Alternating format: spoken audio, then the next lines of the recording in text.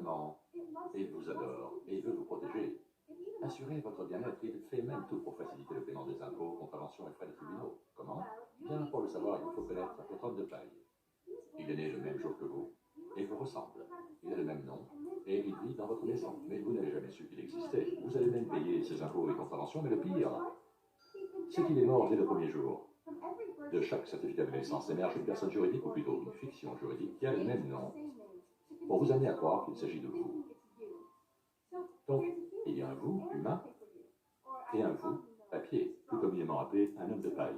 Et quand il vous semble que le langage parlé par les officiels, les juges ou la police est l'anglais, cela n'en est pas. C'est du jargon juridique, employé pour obtenir votre accord sur des contrats verbaux ou écrits, sans même le savoir.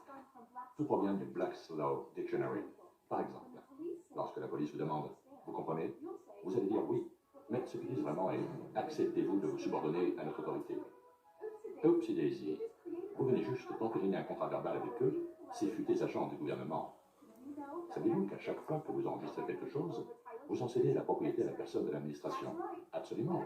À chaque processus d'enregistrement auprès de l'administration, celle-ci considère que cela lui appartient. Vous immatriculez votre voiture? Génial. Maintenant, vous êtes le gardien immatriculé de votre véhicule et le gouvernement peut vous l'enlever si vous ne payez pas vos taxes d'homme de paille.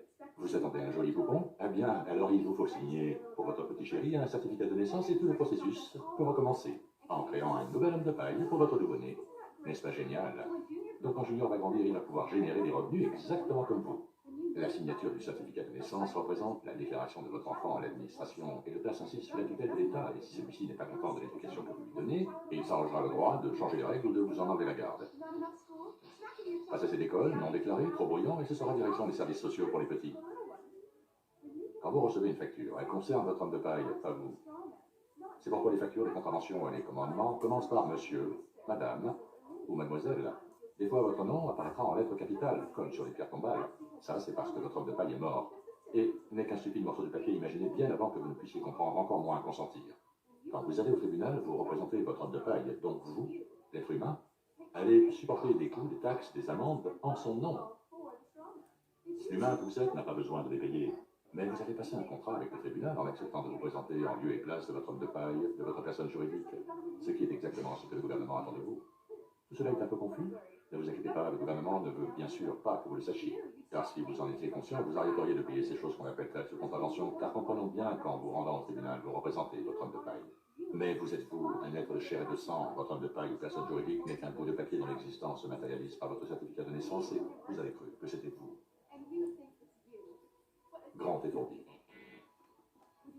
Si vous voulez en savoir plus, allez sur tpuc.org. Bougez-vous, informez-vous et soyez vrai.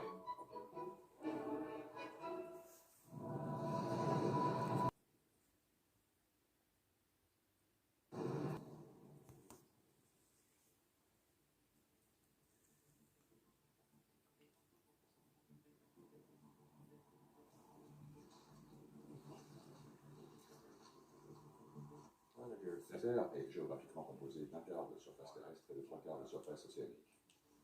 Le corps humain moyen est composé jusqu'à 90% de son poids en eau dès la naissance. Le fœtus humain passe 9 mois approximativement in utero et dans l'eau. Tous les êtres vivants qui ont du souffle sont nés dans et ou à partir de l'eau.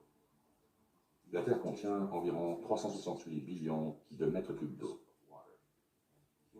Les humains, dans leur vie, utilisent moins de 10% des ressources mondiales en eau à tout moment.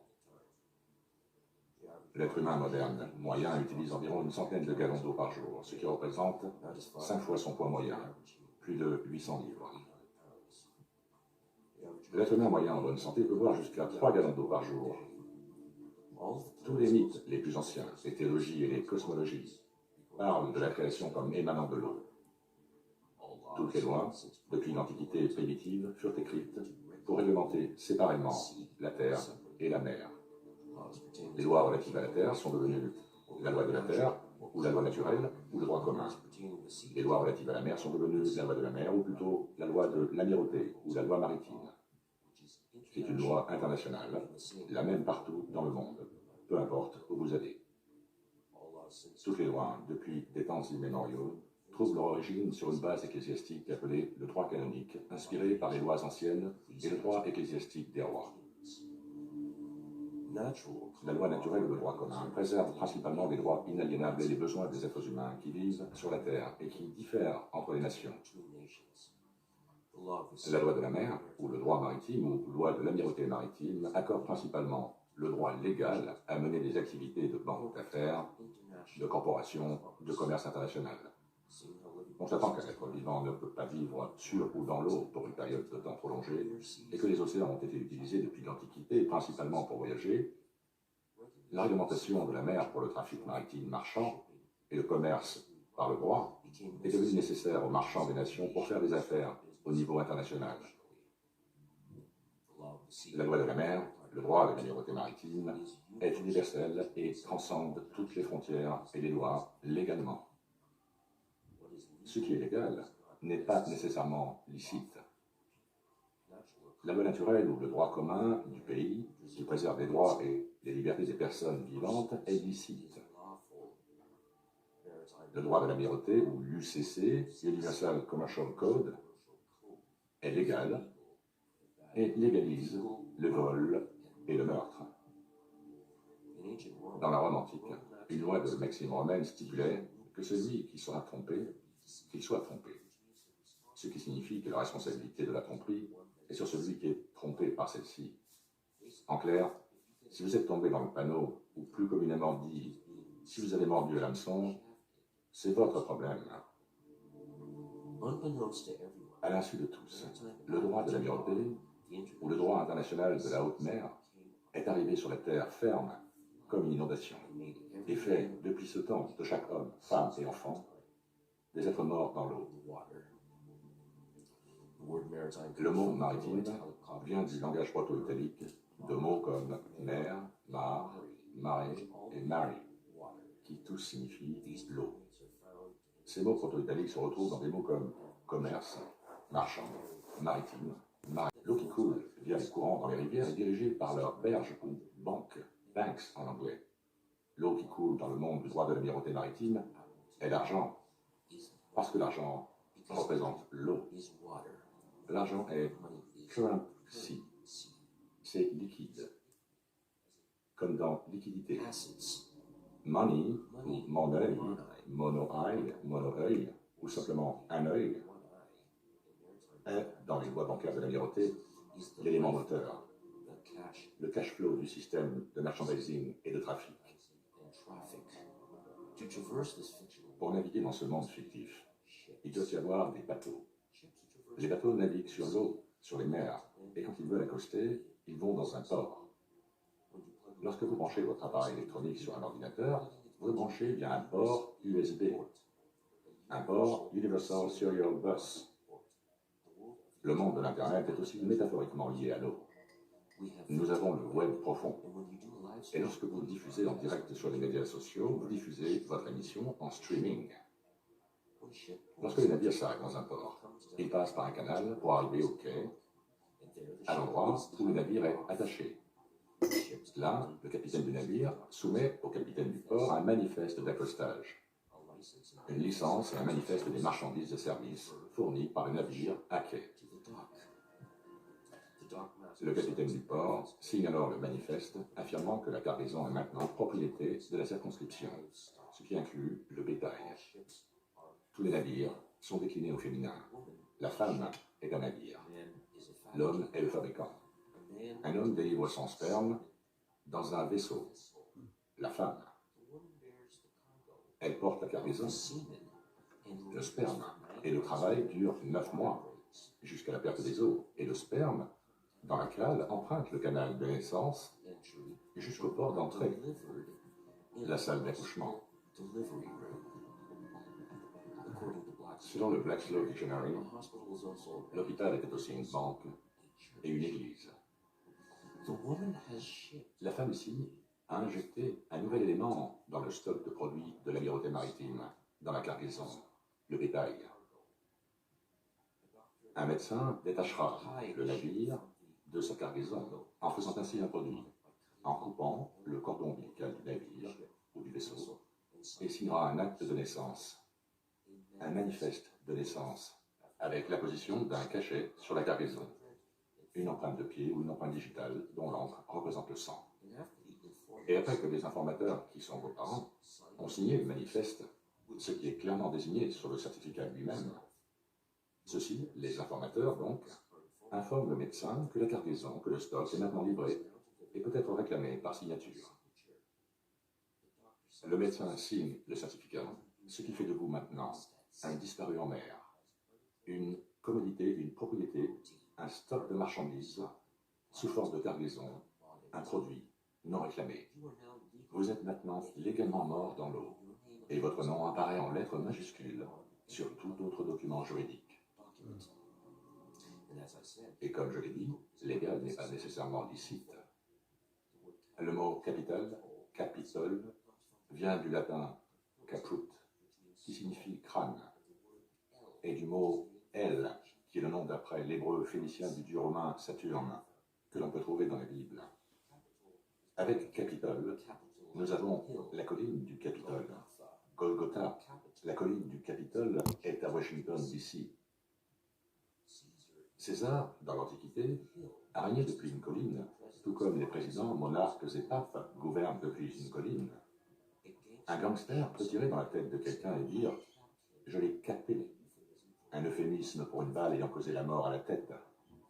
Le mot capitaine vient du mot capitole, qui signifie argent, money, monai, qui équivaut à l'eau, the currency, la mer actuelle.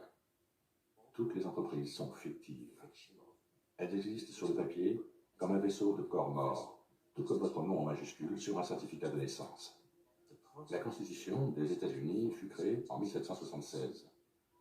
Mais la Constitution de l'incorporation de la Société des États-Unis fut établie en 1871.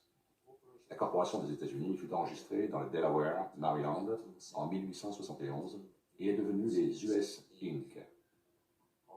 Tous les citoyens de l'US Inc. ont une licence pour travailler pour l'US Inc. Ils sont des employés. Toutes les sociétés doivent avoir trois choses: un président, un vice-président et un secrétaire du Trésor. Tout dans le monde de la loi marchande et du droit bancaire s'articule autour des navires, car les navires sont transportés par l'eau, qui est la mer actuelle, the currency, sur laquelle toutes les entreprises sont des navires. Si vous voulez avoir une voiture, vous devez obtenir un navire propriétaire. Si vous voulez être citoyen d'une nation ou d'un pays, vous devez obtenir un navire citoyen. Si vous vous engagez dans des affaires avec quelqu'un, vous devez obtenir un navire partenaire. Si vous voulez apprendre à commercer, vous devez obtenir un navire d'apprentissage. Vous voulez être diplômé, vous devez obtenir un navire bourse d'études. Vous voulez acquérir une nouvelle voiture, vous allez voir le navire concessionnaire. Si vous vous déplacez en voiture, vous pouvez entrer dans un navire communal avant de prendre le ferry. Lorsqu'un homme et une femme se marient, et ce mot lui-même invoque la loi maritime, ils concluent un contrat d'entreprise et obtiennent une licence de mariage pour exercer une activité en tant que navire partenaire.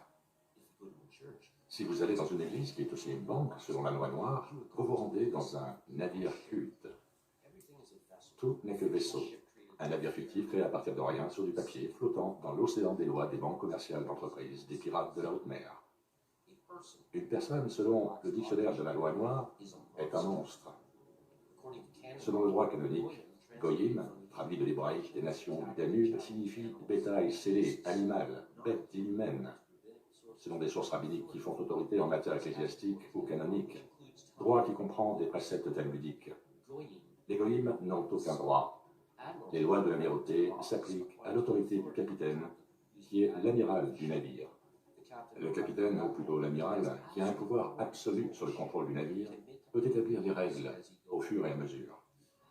Le mot admiral vient du mot admire, admirer, et du nom romain hébraïque phénicien de la divinité Saturne, El. Partout où il y a une couronne, vous feriez mieux de l'admirer, d'avoir de l'admiration pour le roi, qui est le capitaine, le commandant en chef. Sinon, en droit commun, il n'existe pas de crime sans victime, et une victime reçoit une indemnisation et la réparation des dommages. À bord d'un navire, le capitaine peut commettre des actes criminels, n'importe lesquels, et peut imposer n'importe quelle sanction. Si vous avez une maison et que vous voulez la vendre, vous allez mettre un panneau « for sale ». C'est comme mettre une voile sur un navire qui met le cap sur un autre port lorsqu'elle est vendue.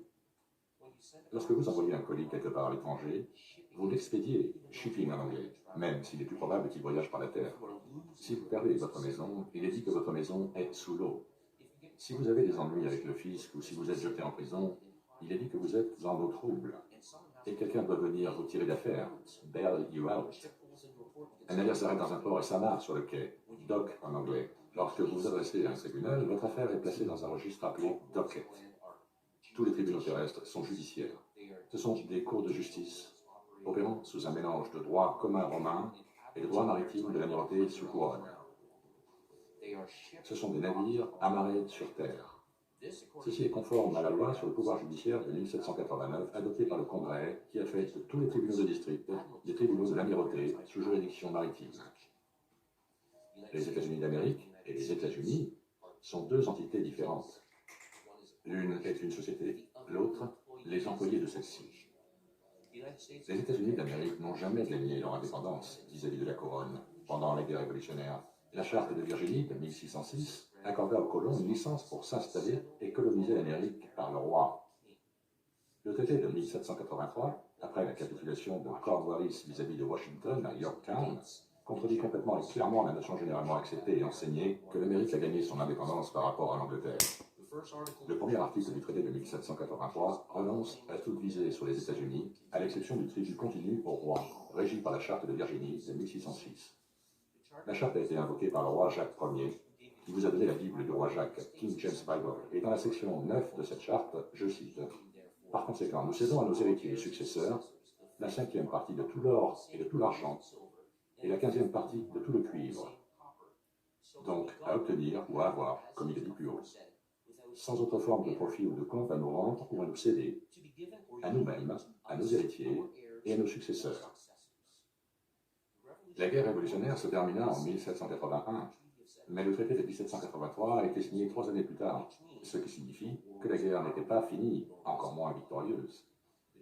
Le traité de 1783 a maintenu le tribut dû par les colons au projet du roi, ce qui signifie que l'Amérique reste aujourd'hui une colonie britannique qui paie un tribut à la couronne, tel qu'imposé par la charte de 1606. L'Amérique a été conquise. La liberté, ce n'est pas être libre. Un marin sur un navire obtient un peu de liberté quand il est autorisé à prendre un court congé et quitter le navire lorsque celui-ci entre dans un port. Un chien a une liberté en laisse quand on le sort pour une promenade. Un prisonnier obtient la liberté quand il est autorisé à sortir de sa cellule pour entrer dans la cour pendant quelques heures sous la surveillance attentive de snipers. La liberté est une licence. Il s'agit d'un privilège accordé par un dirigeant, un propriétaire, un roi, etc. à l'un de ses sujets. L'Amérique n'a jamais été le pays des libres. C'est le pays de la liberté en laisse tenu par la couronne. En 1106, tous les arrêts ou règles ont d'abord été mis en œuvre par Éléanore d'Aquitaine, après son retour de la deuxième croisade où elle accompagnait son mari, le roi Louis VII. Ces derniers étaient des lois codifiées par l'amirauté maritime, qui étaient censées protéger les successions et titres des croisés alors qu'ils menaient leur croisade.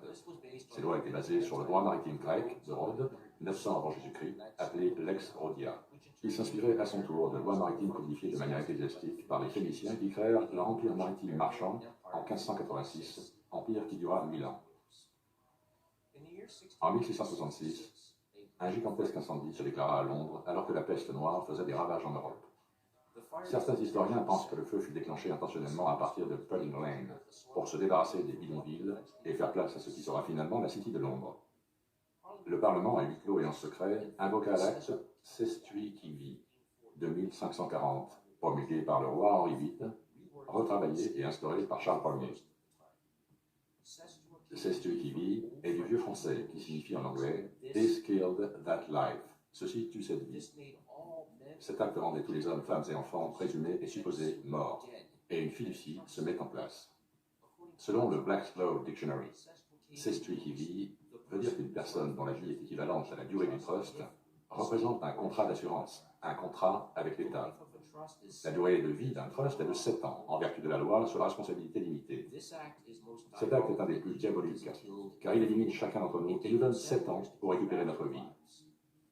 Les incendies de 1666 ont également créé la seule parcelle de terrain sur Terre à ne pas avoir de titre de propriété. Le Golden Mile, la City de Londres, qui est une société ayant son propre drapeau, sa propre constitution, ses propres lois et ses propres forces de défense et de police. Le carré du Golden Mile contient la Banque d'Angleterre, le London Metal Exchange, Fleet Street, le FTSE Stock Exchange, la monnaie royale et le tribunal d'Old Bailey. Les États-Unis acheminent chaque année des milliards de dollars à la Banque d'Angleterre en guise de paiement de leur tribut à la couronne. En 1913, la Réserve fédérale fut mise en place, création issue de décisions d'une réunion secrète tenue sur l'île de Jekyll en 1910. Alors que la dette des US Inc., la société des États-Unis, a largement dépassé les réserves d'or estimées, que cette même société des États-Unis considérait comme un étalon pour le dollar, le Federal Reserve Act fut validé la veille de Noël alors que le Congrès était en congé, donnant ainsi le pouvoir à une société étrangère d'imprimer de l'argent fictif et de percevoir les intérêts sur les fonds créés à partir de rien. Une banque ne vous prête pas de l'argent, c'est illégal. Une banque vous accorde un crédit, ce qui est légal, mais pas nécessairement licite. En 1917, la déclaration de Balfour fut introduite, ouvrant ainsi la voie à la création de l'État d'Israël en 1948. La révolution bolchevique éclata en Russie, financée et déclenchée par les banquiers de Wall Street tels que Jacob Schiff et J.P. Morgan. La même année, Woodrow Wilson signa la loi sur les pouvoirs de guerre, stipulant en fait que les États-Unis arrêtaient tout commerce avec l'ennemi, sauf avec ceux qui obtenaient une licence, ce qui excluait les Américains. Les licences furent émises en 1933. Cette année-là, les US étaient dans les conditions de l'article 11 sur les faillites. Le président Roosevelt modifia la loi sur les pouvoirs de guerre de 1917 et déclara tous les citoyens américains comme ennemis de l'État. Il y eut une déclaration d'urgence nationale le 9 mars, comprenant une loi d'urgence plaçant tous les biens et ressources de pouvoir des US entre les mains du président par la loi martiale, ce qui est toujours le cas aujourd'hui. Ceci est renouvelé chaque année par décret. La Réserve fédérale commença à imprimer de la monnaie fiduciaire et l'œil qui voit tout fut placé sur le billet de $1. Tous les hommes, femmes et enfants nés depuis sont arrivés en tant que garantie collatérale vis-à-vis de la dette de la Corporation des États-Unis, en tant qu'esclaves et ennemis de l'État. Le solde de la dette par rapport à la garantie des collatéraux est déterminé par des guerres illégales menées pour le profit, là où la dette, opposée à la garantie, est équilibrée, ou plutôt là où le troupeau de moutons est tondu. Ce que tout cela signifie, mesdames et messieurs, est que vous êtes tous des esclaves et de la chair à canon pour la nation dans laquelle vous vous trouvez, et que vous vous soumettez aux gouvernants qui la dirigent. Vous avez été transformés en garantie pour les dettes nationales. Tenez compte de ceci lorsque vous entendrez parler de l'effondrement imminent de l'économie. Cela ne devrait pas tarder. Quand les dettes ne peuvent pas être payées, on dit que vous êtes en eau profonde, en eau trouble, et ceux qui s'y trouvent finissent généralement par se noyer. Shylock, selon Shakespeare, a demandé 1 livre de chair pour payer sa facture. Les propriétaires de US Inc. exigent la même chose selon les statuts de l'amirauté maritime dont nous dépendons. Le soleil ne s'est jamais couché des empires romains, et Rome est tout aussi vivante aujourd'hui qu'elle l'était il y a quelques milliers d'années. Vous n'êtes que des biens possédés et soumis à la couronne, que vous le vouliez ou non. Vous êtes tous considérés comme morts et non réclamés par celle-ci, qui, elle, vous a réclamé et vous a fait esclave. Vous ne pouvez pas et n'avez pas le droit de parler pour vous-même, car les personnes décédées ne le peuvent pas. Et c'est pour ça que vous avez besoin d'un avocat pour parler en votre nom devant un tribunal. Les morts n'ont aucun droit. Tout ceci est basé sur le droit ecclésiastique ou canonique ancien, à la racine et au cœur. Lorsque vous montez à bord d'un navire appelé Église, qui est également considéré comme une banque au titre de l'amirauté maritime, et que vous y adhérez, le titulaire d'une licence et d'un enregistrement de pasteur ou de prêtre doit vous apprendre à rester obéissant au monarque, à la couronne. Parce que celui qui porte la couronne, qui est le monarque, est le chef du navire appelé Église. Il est le roi, le seigneur et le capitaine du navire, appelé Église, et le pasteur ou le prêtre est un agent de la couronne. L'amirauté maritime, ou plutôt l'Universal Commercial Code, l'UCC, est la matrice qui, sous nos yeux, gouverne tout, car tout a été transformé en navire sur la mer du commerce des entreprises. Sans le roi unique qui est l'argent, qui lui-même représente l'eau, tous les navires disparaissent en mer, et ne peuvent donc plus naviguer sur cette matrice fictive qu'ils ont créée de toutes pièces. Il est maintenant grand temps d'organiser une mutinerie universelle.